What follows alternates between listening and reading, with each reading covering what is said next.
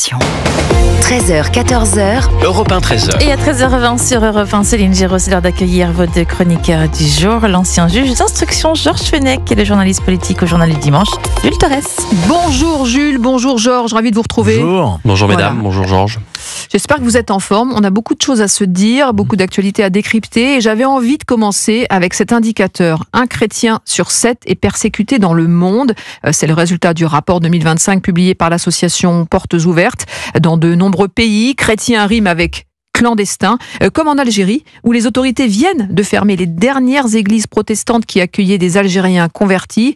Il n'en reste plus qu'une seule, nous explique Guillaume Guénec. C'est l'un des responsables de l'association protestante Portes Ouvertes. Cette année, on est arrivé au bout de ce processus de fermeture d'églises. Donc, ils ont commencé à fermer en 2017, 2018, 2019. Ils ont fermé la plus grande église de l'EPA à Tizi Ouzou. Et là, les 4 dernières qui étaient encore fonctionnelles ont dû cesser leurs activités. Et donc, toute cette communauté de dizaines de milliers de convertis qui n'ont plus nulle part pour se réunir. L'exemple le plus flagrant, c'est le pasteur Ouraman, qui est vice-président de l'église protestante d'Algérie et qui a été condamné le 2 mai dernier à 1 an de prison ferme et 6 mois avec sursis pour tenue d'un culte non autorisé. Je ne sais pas si on imagine l'équivalent en France, si le vice-président de la Fédération protestante de France ou du CNEF était condamné à 1 an de prison. Quel serait le message ressenti par tous les protestants de France ? Voilà, ce message et ce constat terrible, Georges Fenech, 47 églises protestantes chrétiennes évangéliques désormais fermées, elles sont toutes fermées.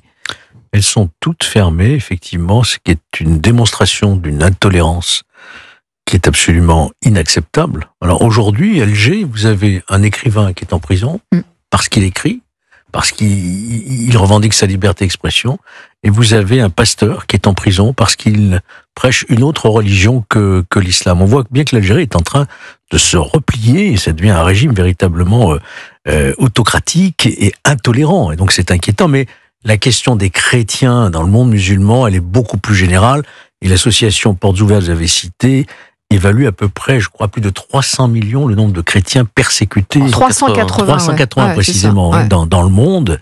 Et je pense notamment aussi, surtout à l'Afrique, au Nigeria, où il y a des dizaines de milliers de chrétiens qui sont massacrés chaque année.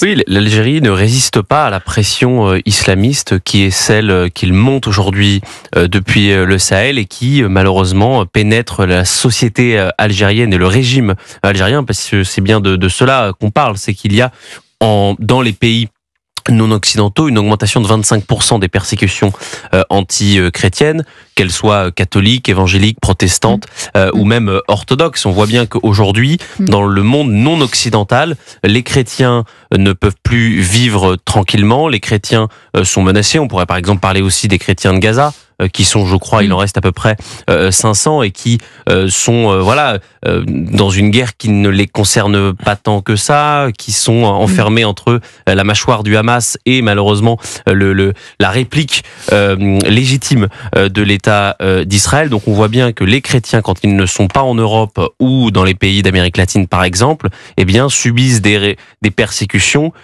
qui nous montrent que finalement le multiculturalisme ne fonctionne pas, qu'il y a un problème de liberté de culte et de liberté de religion dans les pays qui ne sont pas européens, et ça doit nous questionner sur est-ce que finalement ce multiculturalisme qu'on nous vend depuis des années, la liberté des religions dans beaucoup de pays, eh bien, est-ce que c'est possible ou non ? Mais qui les défend ? On peut se poser la question aussi, parce que là on a des associations qui montent au créneau, mais voilà, les gouvernements sont bien silencieux. Il y a quelques politiques qui les défendent, mais de manière, je dirais, un peu isolée. Il n'y a pas de prise de position officielle d'un État. La France ne prend pas des positions en tant que telle. Donc, qui les défend ? Vous avez raison. L'Église le fait quand même. Moi, je me souviens de certaines interventions d'archevêques, notamment, qui sont allés au Liban, qui sont allés en Syrie, pour défendre ces communautés. Mais elles sont livrées elles-mêmes, quoi. Elles sont sous la férule de gens sanguinaires qui exterminent, qui brûlent des églises avec des gens à l'intérieur, il faut le savoir. Je citais ce matin Boko Haram, qui est une secte extrêmement nuisible, qui sévit surtout en Afrique et notamment au Nigeria. Boko Haram, ce qui veut dire une civilisation occidentale, elle doit être interdite, c'est un péché en quelque sorte. Vous voyez. Donc il y a là une avancée considérable de l'islam intolérant. Et on le disait, chrétien rime désormais avec clandestin, puisque on l'entendait d'ailleurs dans la réaction de Monsieur Guénec. Là, le pasteur donc a été condamné le 2 mai 2024 à 1 an de prison ferme pour avoir célébré un culte non autorisé. Ça aussi, c'est terrible. Oui, c'est terrible, mais c'est ce qu'on voit de plus en plus. C'est pas seulement dans des pays comme l'Algérie, ceux du Maghreb. La liberté des chrétiens dans le monde. En Corée du Nord, vous n'avez pas le droit d'être chrétien, alors que il y a quand même plusieurs milliers de chrétiens qui vivent évidemment de manière clandestine leur religion.